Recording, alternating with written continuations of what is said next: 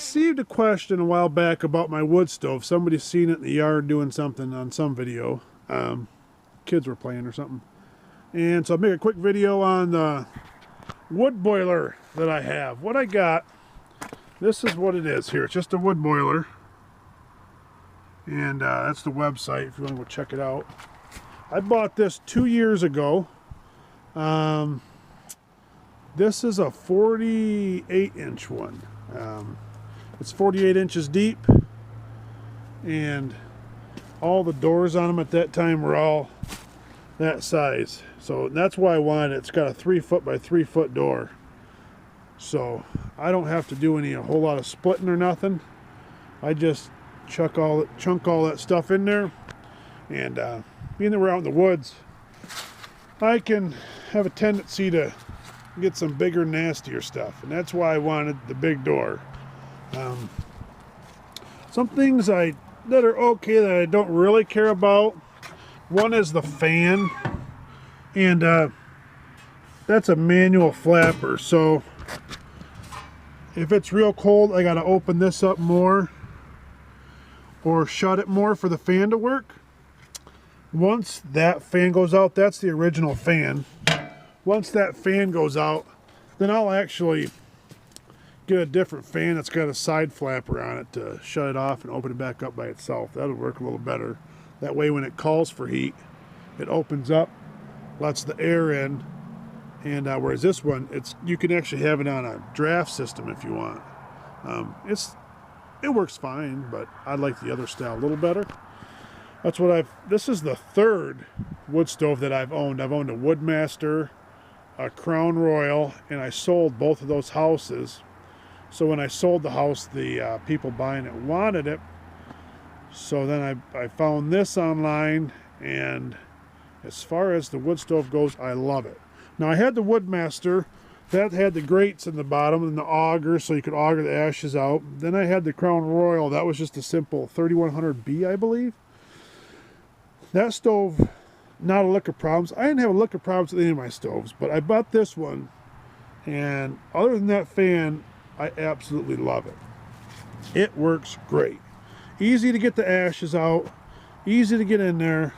Everything's simple designed, and that's what it looks like there. 157 degrees. I think I'm running at 148, but it got a little hotter. On-off switch. Doesn't have a light, but I really don't care. It's usually just me out here anyways, and if I wanted one, I could run one off the shed, but I don't really ever worry about it.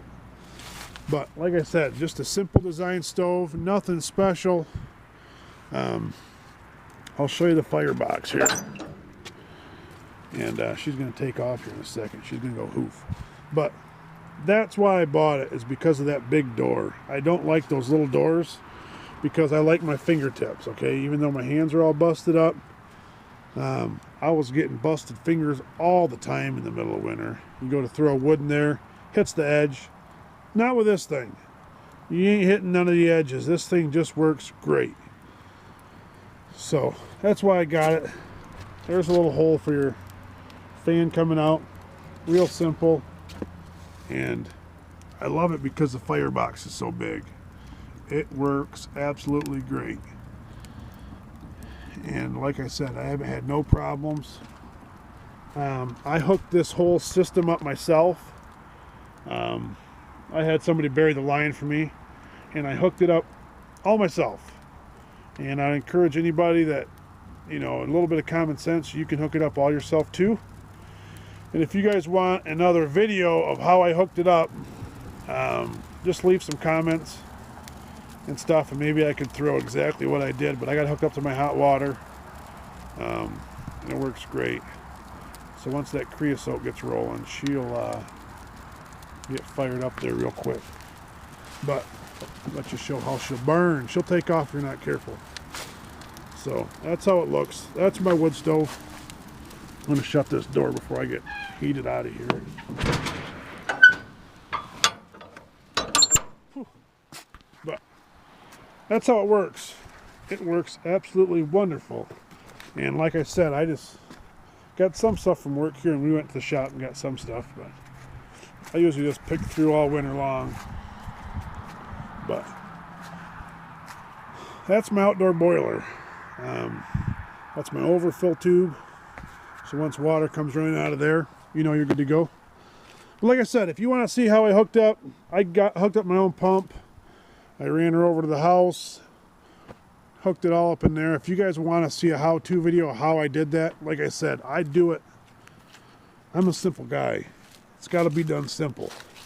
And I hooked mine up simple. I had paid a couple other guys to do my other two, and never again.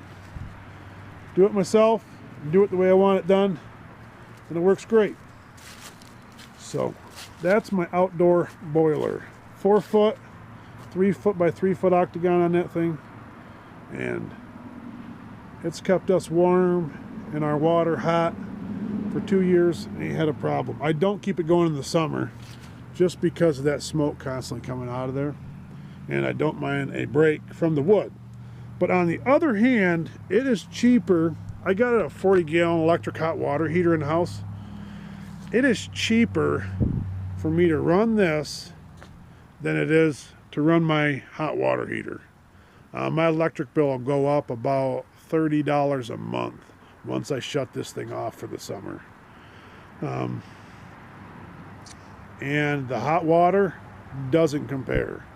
It does not compare to the hot water on this thing compared to the electric hot water heater. This thing is just burns hot. I mean, I can get that water as hot as I want it in the shower. Whereas electric it doesn't keep it hot long, and then you run out after you're in there for a long while with 4 kids. You can go through 40 gallons of water pretty quick. This thing does not run out of hot water, and your temperature does not move. It stays the same as long as there's wood in that stove. So I'm not paying for my wood, so that makes a difference. We got gobs and gobs of junk wood laying all over the place that we can run around and get. So, but yeah, it's a lot cheaper to run this than our electric hot water heater. So hopefully this gave you an idea what I'm doing. Hopefully you enjoyed it. It works great, and that's my boiler.